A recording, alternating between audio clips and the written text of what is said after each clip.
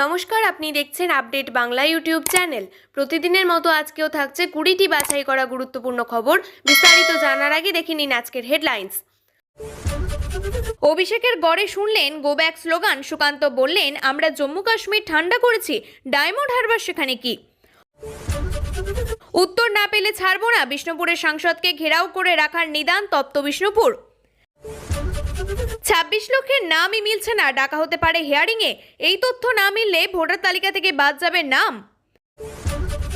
অভিষেকের এসআইআর এর পাঠশালা শেষ হতেই ময়দানে লাস্ট বয় ববি গেলেন একের পর এক ওয়ার রুমে।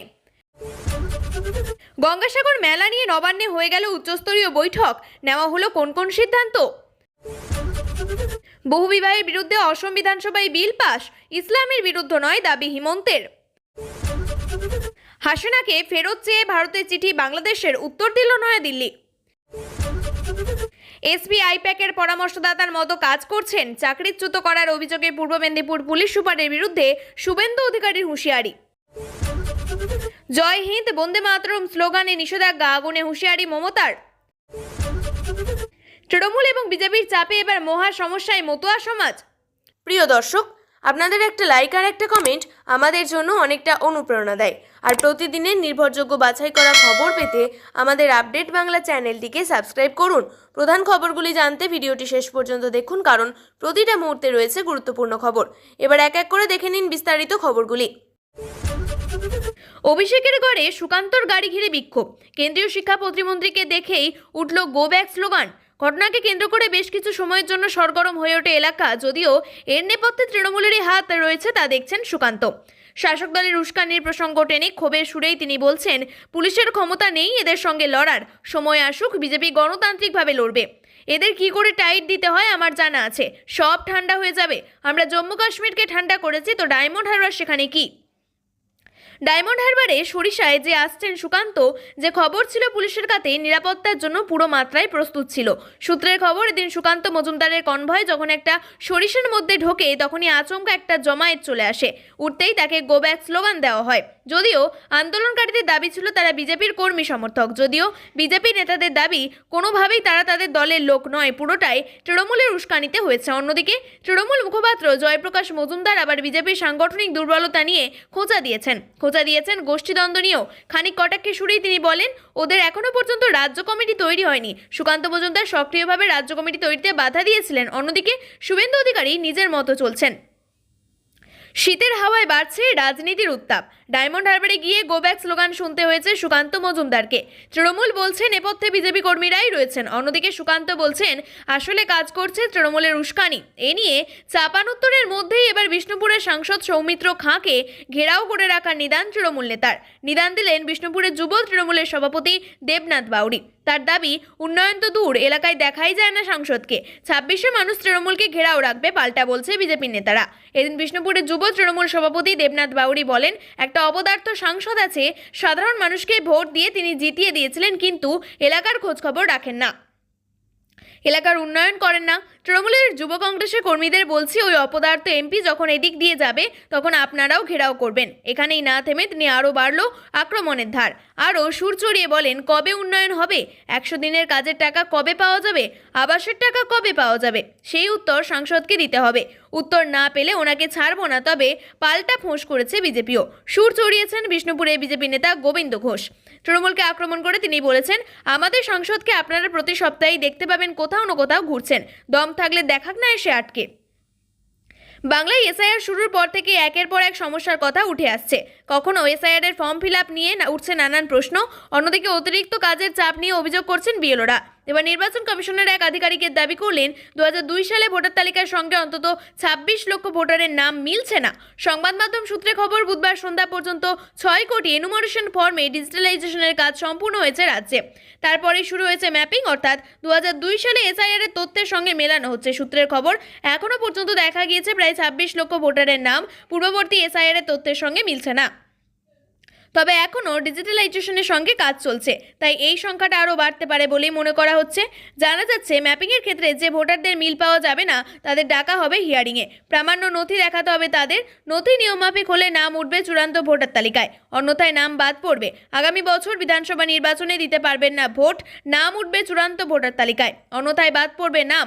আগামী বছর বিধানসভা ভোটে নির্বাচনে ভোট দিতে পারবে না ভোট। এর মধ্যে বিএলওদের জন্য বড় আপডেট দিয়েছে নির্বাচন কমিশন। আরও 5 দিন বাড়ানো হয়েছে কমিশনের তরফে।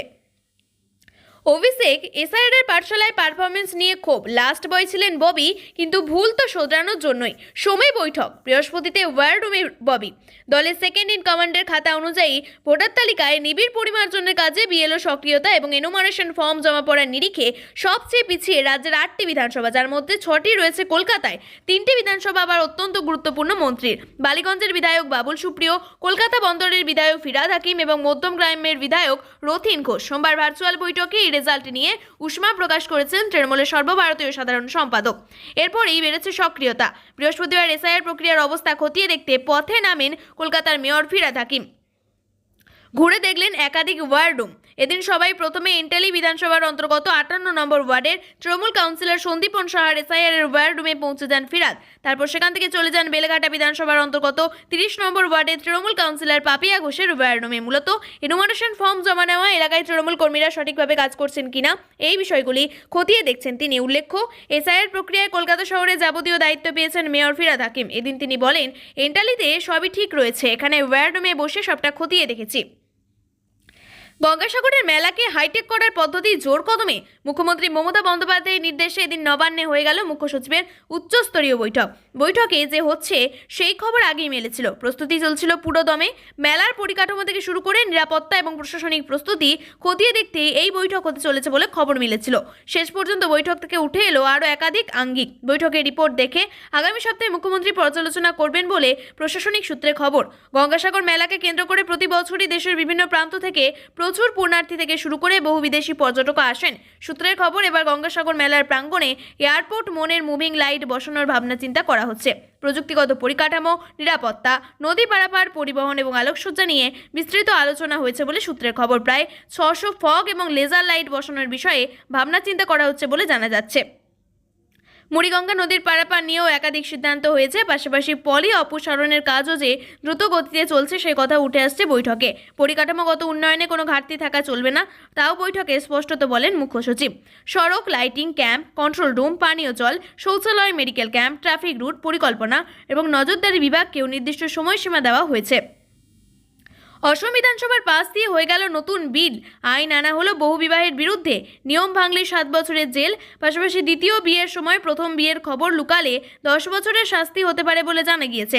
হিমন্ত বিশ্ব শর্মা বিধানসভায় বলেন, এই বিল ইসলাম বিরোধী নয়। জানা গিয়েছে, বহু বিবাহ করলে অভিযুক্তের 7 বছর পর্যন্ত কারাদণ্ড হতে পারে।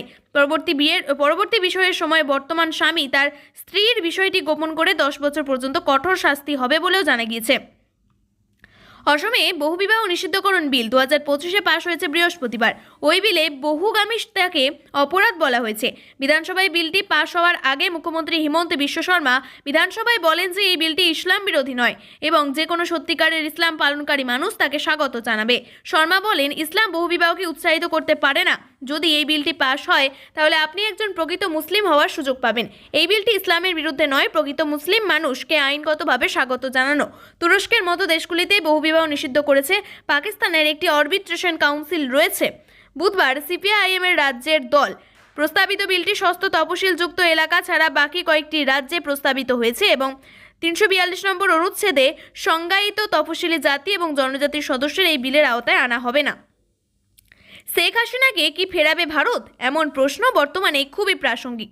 বিগত কিছুদিন আগে বাংলাদেশের প্রাক্তন প্রধানমন্ত্রী শেখ হাসিনার ফাঁসির সাজা ঘোষণা হয়েছে। তারপরেই হাসিনাকে ফেরত চেয়ে ভারতকে চিঠি দিয়েছিল বাংলাদেশ। বর্তমানে মোহাম্মদ ইউনূসের জামানা, তবে রাজত্বকালে সেদেশের অন্তর্বর্তী সরকার ভারতকে কূটনৈতিক বার্তা পাঠিয়েছিল। এবার গোটা বিষয়টি মুখ খুলল ভারত সরকার।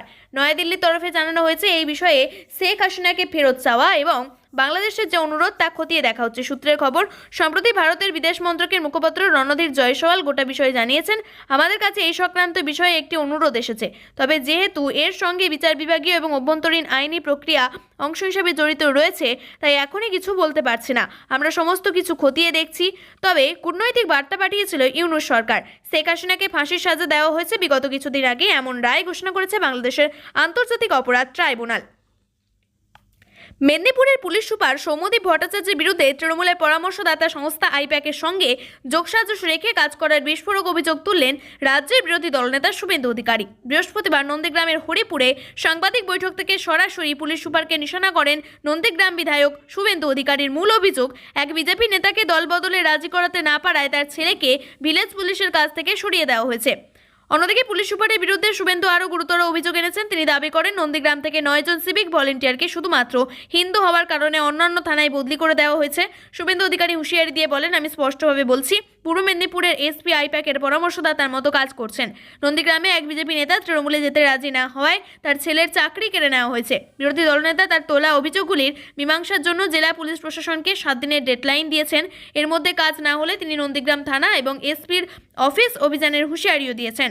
আইপ্যাকের সঙ্গে যোগসাজশের এই অভিযোগ চাকরিচ্যুতি সংক্রান্ত মামলা হাইকোর্ট পর্যন্ত পৌঁছানোর জন্য রাজ্য রাজনীতিতে নতুন করে উত্তেজনা সৃষ্টি হয়েছে। যদিও এই বিষয়ে পুলিশ সুপার সৌম্যদীপ ভট্টাচার্য বা জেলা পুলিশ প্রশাসনের কোনো প্রতিক্রিয়া এখনো জানা যায়নি।